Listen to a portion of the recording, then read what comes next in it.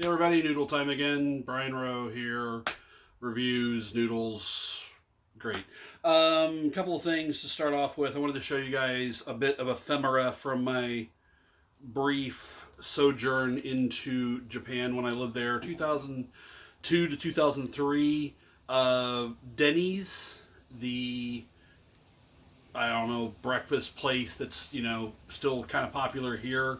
It was popular in Japan. It was open more often than other restaurants, so it was open later.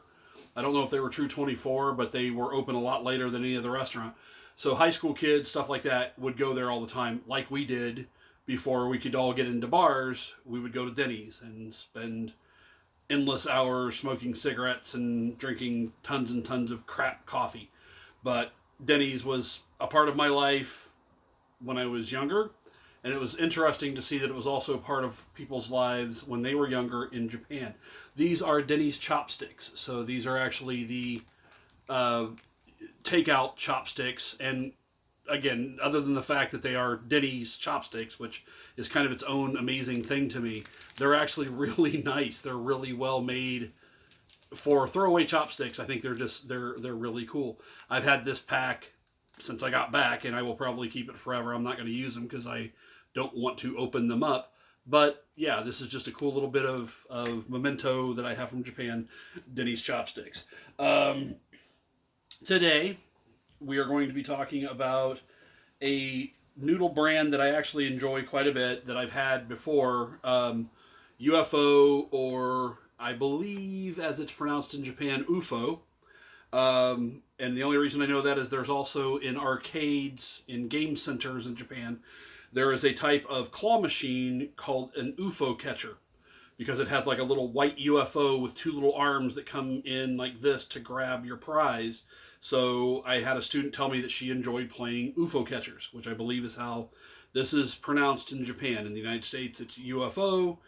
It says here, actually you can't read it, but in small type it actually says unidentified flying object. So there you go. So I'm going to talk about a couple of things of design here. We have a plastic bowl. The My favorite bit of design on this is the long tab on the cover, on the lid, because you can hook it around and it stays down most of the time. It stays in place as the noodles are cooking. You don't have to put anything on top of it. It just has that little extra bit of material so you can fold it around. I think that's a great idea. Here, you pull this side up and this is a drain. There are other noodle brands that have better noodle drains, but this one functions pretty well. So, but you still have the whole lid on. But again, just these little bits of extra material allow this lid to serve multiple purposes. It works as a strainer. It also works as a lock to cook these noodles as they're being rehydrated. So that's good design. Bad design is this ridiculous little thing. This is the fork that now comes with U.F.O, and come on, really? This is like a tea set for a toddler. This is pointless. Quit throwing stuff like this. And if you're gonna, plastic is a reality in our world. We're gonna make plastic. If you're gonna make plastic that's going to eventually just wind up in a landfill, try to make something that's actually functional. Okay. These are Nissin. I heard a pronunciation the other day that I was saying too much like Nissin, which apparently is incorrect. It's more like Nissin. Okay, I'm sorry. So these are Nissin U.F.O noodles. This is the spicy beef, artificial flavor. So again, these may actually be vegetarian. They may actually have any animal matter in them. There's just an artificial beef flavor to it. I usually get their yakisoba, which I enjoy quite a bit. It's like that dark, sweet soy-based yakisoba covering, gravy, whatever you call it, coating. Sauce. That's the best word. Sauce. We're going to go with that. This is the spicy beef. I have not had this one. So this comes with a little packet of dried vegetables that you add. And those cook with the noodles. So you have some green and some orange vegetable matter. And I'm saying that to be funny that way. And then you have a packet, or as my Australian roommate in Japan would say, a sachet. You have a sachet of seasoning sauce. And this is to be added after you drain the noodles and basically just sauces them all up.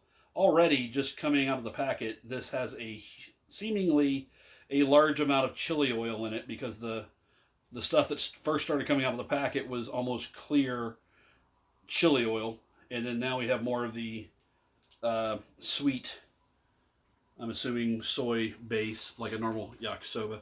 So here are my little throwaway hashi, and stir these up. This stuff is so unappetizing at this point. It's just like this black goop.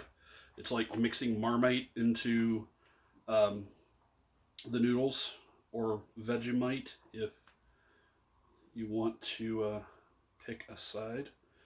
So already, yeah, I'm getting this very strong, almost oyster flavor sauce, soy, very rich umami. This sauce would not be delicious if you just had it on its own. It obviously needs to be thinned by being applied to these relatively bland, weedy noodles. There's a little bit of water left in the noodles still, so that's helping. But you get a nice little mixed up yakisoba product there. This is nothing like, obviously, homemade, well-made yakisoba. But these were really good, and again, they were something that when you had to wait on trains a lot because they have such an extensive train system in Japan. It worked well. I was so happy that we had it, but you spend a lot of time, sometimes unopened train stations with the wind blowing through, and having a warm snack when you're starving, just really helps that experience to be a lot more bearable. So these are, again, the Nissin U.F.O. spicy beef yakisoba noodles. So, or chow mein noodles, actually. They call them chow mein. So, itadakimasu.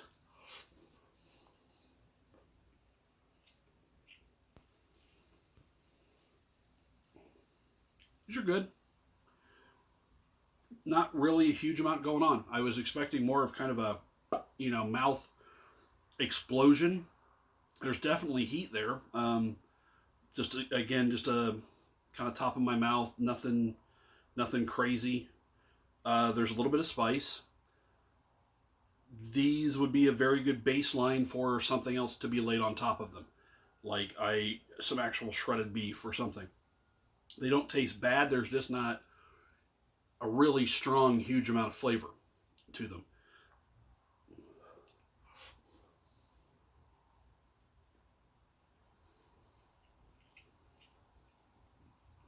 No, I actually think I like the original yakisoba that I'm used to better. It seems like it had a more powerful flavor. This is actually relatively bland and kind of underwhelming. It's not.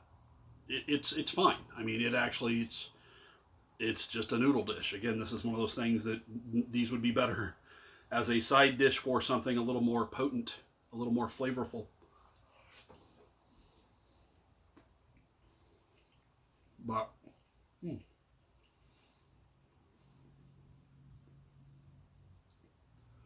the noodles are a little slick. They have a good chew to them. Yeah, I almost wonder if rinsing the noodles might have been a better idea because there is kind of a gumminess that I don't care for. Some people don't have a problem with it. They actually kind of like that mouthfeel. It's not my jam. But yeah, overall, again, I'm not. These are not something that I can go, oh, these are horrible, blah blah blah. No, these are perfectly fine, and under the right circumstances, might actually just be what you want. But I would definitely want to throw some more toppings on it, some more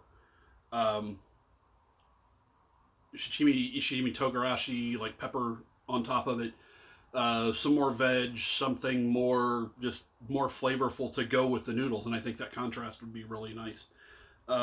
Yeah, I'm not recommending these. They're fine, and if you kind of like a blander, not crazy noodle, they might be just right up your alley. So, oh, I don't know. I might fry an egg and put on these. I don't know. But yeah, so these are Nissin U.F.O, spicy beef, chow mein, basically a yakisoba. They are fine. We'll leave it at that. So yeah, nothing exciting this time. Sorry it wasn't anything crazy or whatever. But otherwise, I hope you're all doing great, and I'll see you later. Bye.